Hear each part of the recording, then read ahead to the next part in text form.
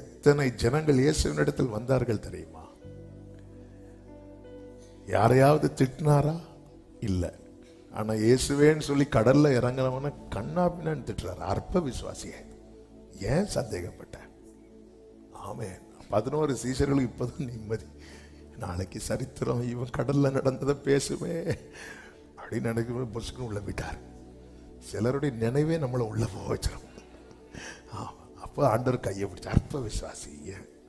ஆனா பாருங்க, ஒரு நூற்றுக்கு அதிபதி வந்து ஆண்டவரே ஒரு வார்த்தையை மட்டும் சொல்லும், ஒரு வார்த்தையை மட்டும் சொல்ல என் வேலைக்காரன் சுஸ்தமாவான்.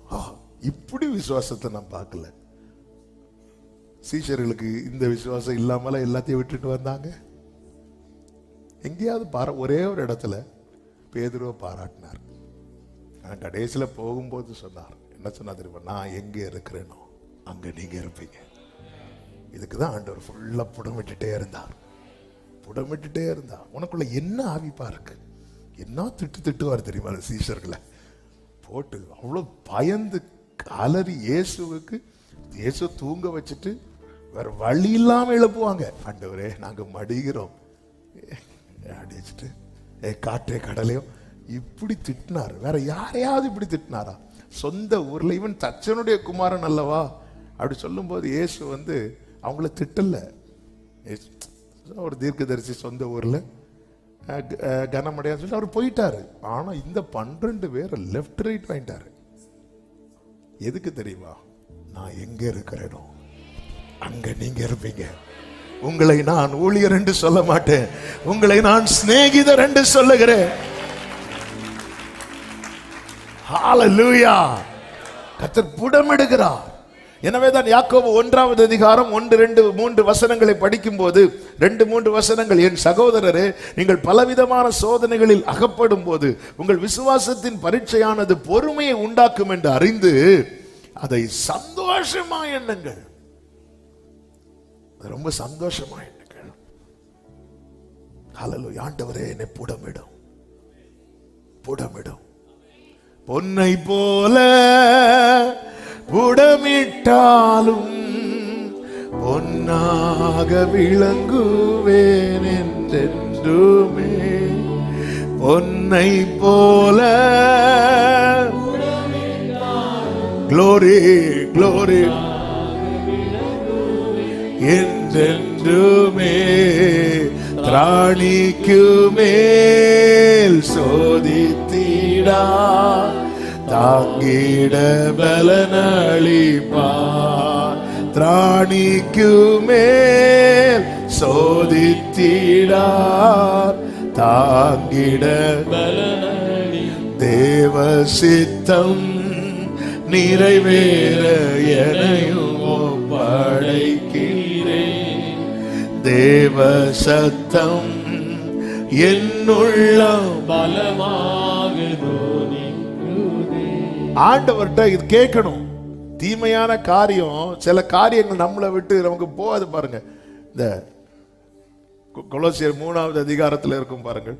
3வது அதிகாரத்தில் ஆண்டவர் சொல்லுவார், நீங்க கிறிஸ்துவுடனே கூட. இந்த 4வது வசனத்தை பாருங்கள். நம்முடைய ஜீவனாகிய கிறிஸ்து வெளிப்படும் போது நீங்களும் அவரோட கூட மகிமையிலே வெளிப்படும். தேவன் நம்மை மகிமைப்படுத்தி இருக்கிறார். நம்முடைய ஜீவன் கிறிஸ்துவுக்குள் மறைந்திருக்கிறது. அப்போ எதுக்காக தேவன் நம்மை வைத்திருக்கிற? கிறிஸ்து வெளிப்படுவார் நாளைக்கு. அப்படி வெளிப்படும் போது நாமும் அவரோடு கூட மகிமையில. அது அப்படியே நீங்க எப்பவுமே டெய்லி அதை பார்க்கணும். அப்பதான் நமக்கு பூமிக்குரியவைகள் மேல நாட்டம் குறையும், மேலானதை நாடுவோம். ஆமென்.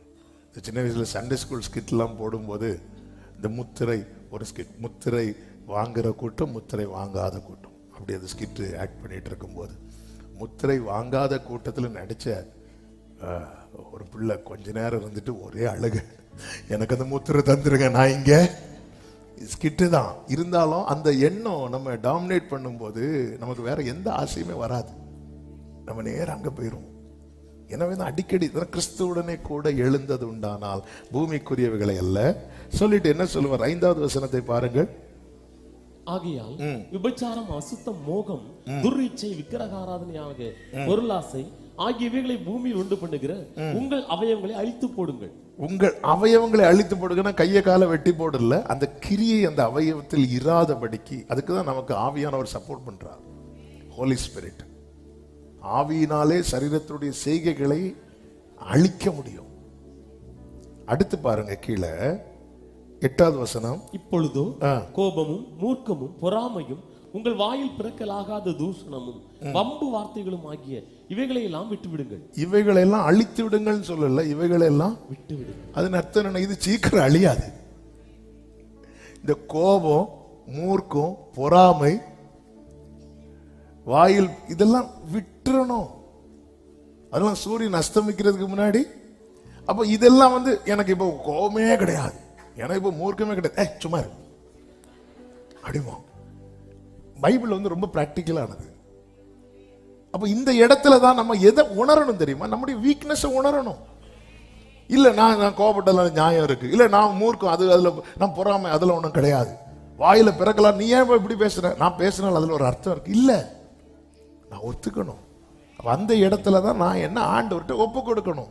அந்த இடத்துல அவர் புடமிடுகிறவராய் மாறுகிறார். அவர் யாரை மட்டும் புடமிடுகிறார் என்று வேதம் சொல்லுகிறது தெரியுமா? ஆமென். மல்கியா 3வது அதிகாரம் 3வது வசனத்தில் இப்படி சொல்லப்பட்டிருக்கிறது. மல்கியா 3:3, அவர் உட்கார்ந்து வெள்ளியை புடமிட்டு சுத்திகரித்து கொண்டிருப்பார். அவர் லேவியின் புத்திரரை, ஏன் லேவியின் புத்திரரை சுத்திகரிக்கிறார் தெரியுமா? ஒரு காலத்துல மோசே கேட்டார், கர்த்தருடைய பட்சத்தில் நிற்கிறவன் யார் என்று. எல்லா கோத்திரத்தாரும் தயங்கின போது என்ன வந்தாலும் பரவாயில்லை என்று சொல்லி லேவி கோத்திரத்தார் அங்கே வந்து நின்றார்கள். அவர்களை சுத்திகரிக்கிறார். ஏன் தெரியுமா? அவர்களுக்கு நானே பங்கு. அவர் உட்கார்ந்து எதுக்கு சுத்திகரிக்கிறார்? அவர்கள் கர்த்தருடையவர்களாய் இருக்கும்படிக்கும், நீதியாய் காணிக்கையை செலுத்தும்படிக்கும். அக்கிரமம் பாவம் செய்து நாம செலுத்துகிற பலிகள் அவர் பிரியமா இருக்க மாட்டார். அப்போ கர்த்தர் என்னை புடமிடுறார்னாலே என்கிட்ட அவர் அந்த நீதியின் காணிக்கை, நீதியின் பலி. அவர்களை வெள்ளியை போல, பொன்னை போல.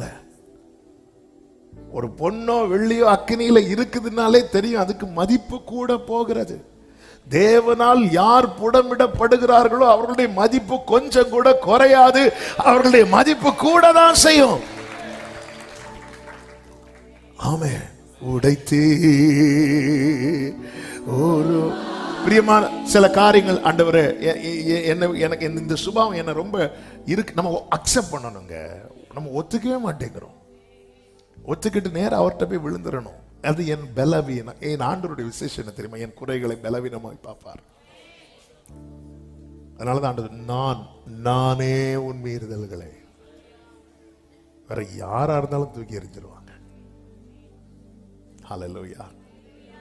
ஆகான் என்கிறவனை யோசுவா கூடுறார். மகனே வா, என்னப்பா பண்ண சொல்லு.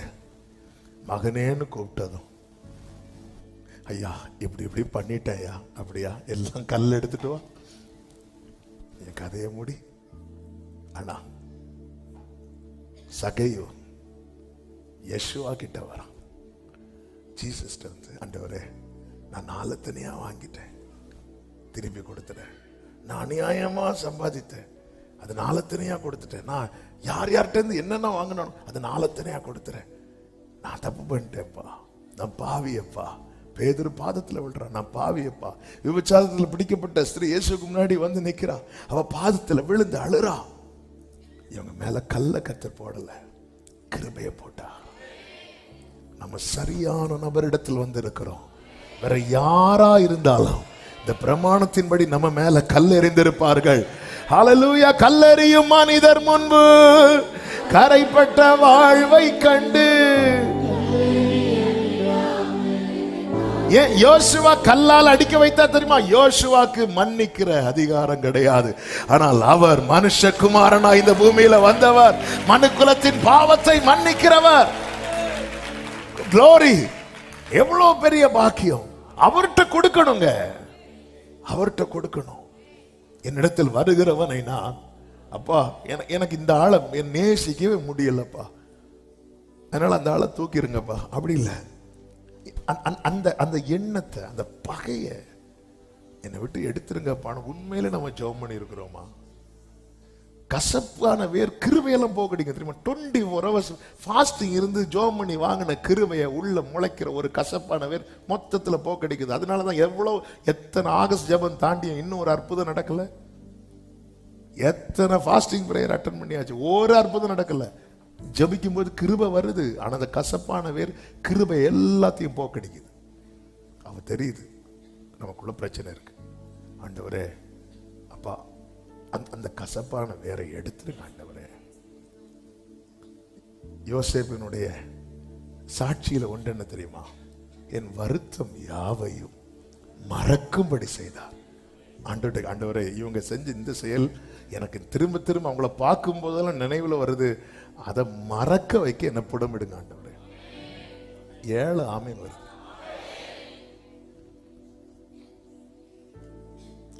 எனக்கு சிலரை பார்க்கும் போதே பாருங்க, அது சிலர் சிரிச்சுட்டே இருக்கும், சிலர் பார்த்தீங்கன்னா வாய் இந்த செல்ஃபி எடுக்க போற மாதிரி, சிலர் செல்ஃபி எடுக்கும்போது வாய், ஆனா வெள்ளையும் போட்டுதான் வரும். இங்க வந்துட்டு ராக்கா பாலா ஷத்தாரா ஆண்டர் கிளம்பு, தயவு செய்து யாக்கோபே நீ படுத்துக்கோ, நீ படுத்துக்கோ அதுல.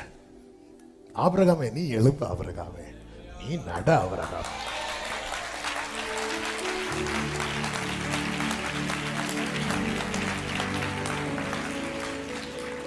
அப்ப எனக்கு இந்த ஆள் பண்ணது எனக்கு திரும்ப திரும்ப ஞாபகத்துல வருதுப்பா. சகோதரர்கள் வந்ததும் யோசேப்பு சொல்ற, நீங்க எனக்கு தீமை செய்தீர்கள் என்று அல்ல, அப்போ இவங்க செஞ்சதெல்லாம் ஆண்டவர் மறக்க பண்ணிட்டார். நீங்க எனக்கு தீமை செய்ய நினைத்தீர்கள், அவ்வளவுதான் முடிஞ்சு. ஆனாலும் என் கண்ணுக்கு முன்னாடி என் வஸ்திரத்தை யூதா கை வைக்கும் போது வை வை வை நீ என் ட்ரெஸ்ல கை வச்ச பாரு யூதாவே சொன்னாரா? இல்ல. இயேசு பேதுரு கிட்ட வந்தார் அல்லவா, ஃபிஷ் ஃப்ரை எல்லாம் பண்ணி வச்சிருக்கிறார். பேதுரு அப்படியே கடிக்க போகும்போது என்னதானே தெரியாதுன்னு சொன்ன, இல்ல இந்த சாயல் தான் அங்க யோசேப்பு வெளிப்படுத்தினா.